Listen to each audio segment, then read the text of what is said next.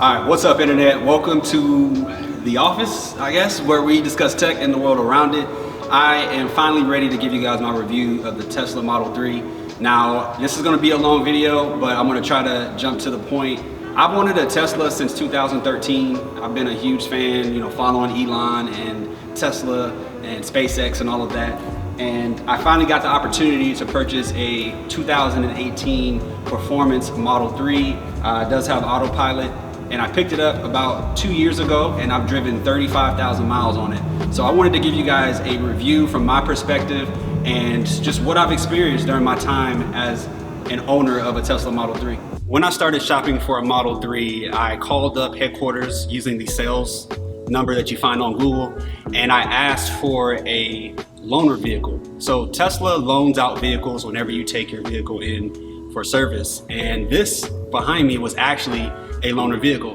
What that means is that I was able to negotiate a $12,000 discount with Tesla on this car. So retail, this car retails for about $72,000. I was able to get it out the door for about $56,000. And that was due to the loaner vehicle discount. But here's where I started to have a problem with Tesla and their customer service. When I reached out to Tesla to find a vehicle that I wanted, I asked for a 2018 Performance Model 3 that had enhanced autopilot. Enhanced autopilot at the time featured two features that I wanted: summon and turn-by-turn lane assistance. And those are features that are now included in the full self-driving package. So what that means is that when I purchased this Tesla, I sought out a vehicle that had specific features. But by the time that I tried to purchase it, those features no longer existed. If you guys are following Tesla, you guys know that they frequently have discounts and sales, and they change some of the features and packages that they offer on a whim. So you could go in and purchase a Tesla one day, and the next day that feature that you purchase is now rebranded as something else.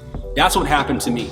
So when I purchased this car, I had summon and I had the turn-by-turn, lane assistance with autopilot. But what happened is eventually I got an update and those features were taken away.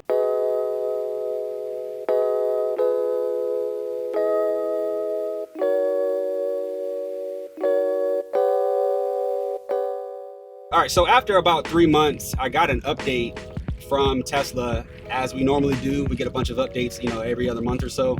And when I got the update, it actually removed features from the car. So like I said, when I purchased the car, I had enhanced autopilot. I had the ability to summon my car, bring it in and out of the garage.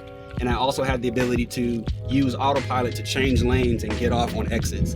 But when the update came through, that was removed. So of course I called, headquarters, and they told me that I lost it. I can't get it back. And the reason being is because on my actual purchase order, it only said basic autopilot.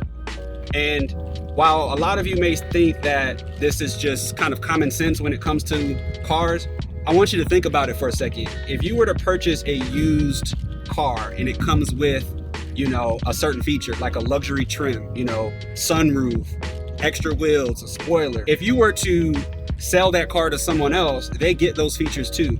Because everything is digital with Tesla and it's kind of like software, it's kind of like a license, there are opportunities for Tesla to lose that information in translation. For example, I could not have enhanced autopilot on my purchase order because Tesla technically no longer sold enhanced autopilot.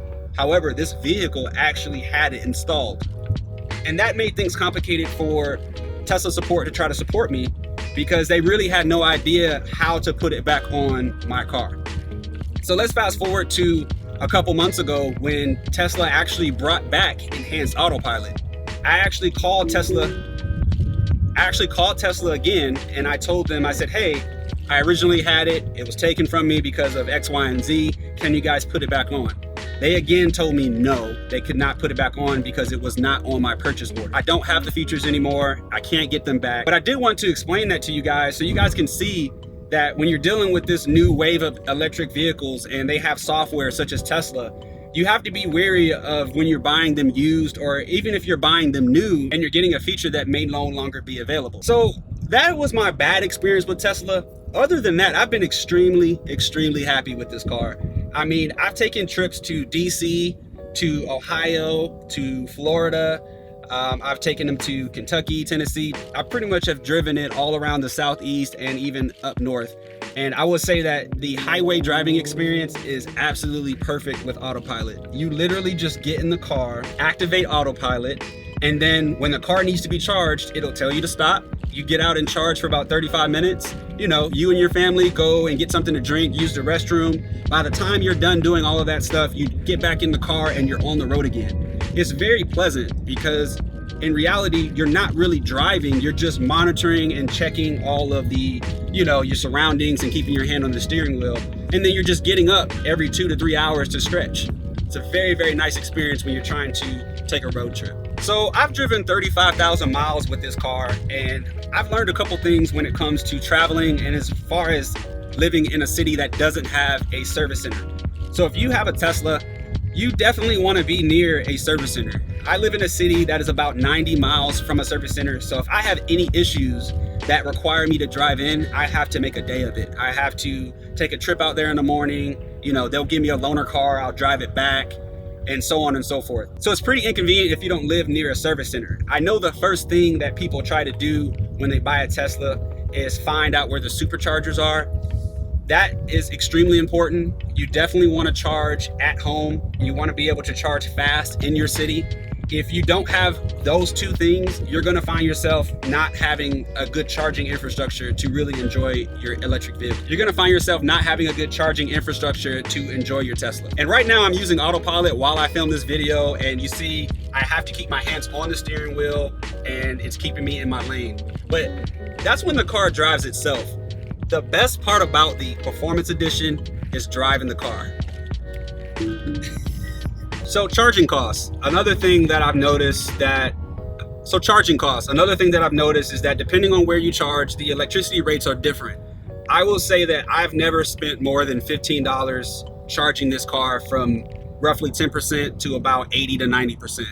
And the reason why you charge, you know, between those ranges is because you're never really going to get a full charge at a supercharger. Also, you'll waste a lot of time trying to get 100%. So you just really stop at like 85 or 90% anyway. So every 290 miles or so costs me about $13 to travel.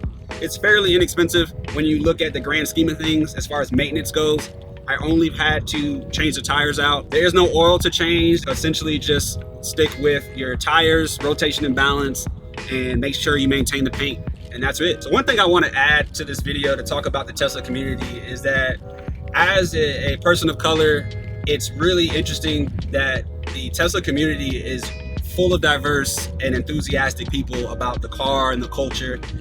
They care about the environment. So I just wanted to throw that in there, that if you're somebody who is really about building a community with your car, like you care about going to like car meets and going on like road trips and things like that, there are Facebook groups, there are forums, there are lots of Tesla communities out there that are very, very cool and very supportive. So after 2 years and 35,000 miles, if you follow me on Twitter, you may have heard that I am selling this. This is not an advertisement for the vehicle. I really just wanted to finally do a review.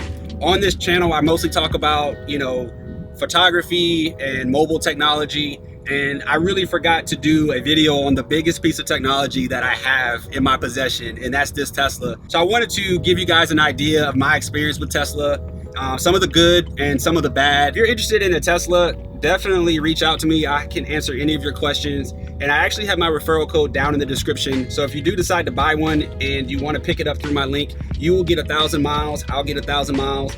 And it's a nice little bonus, especially if you're starting off with your new car. You get to, you know, charge for free. That is all I have for you guys. I really appreciate you guys, you know, rocking with me on my channel. And I hope to see you in my next video. But until then, stay up.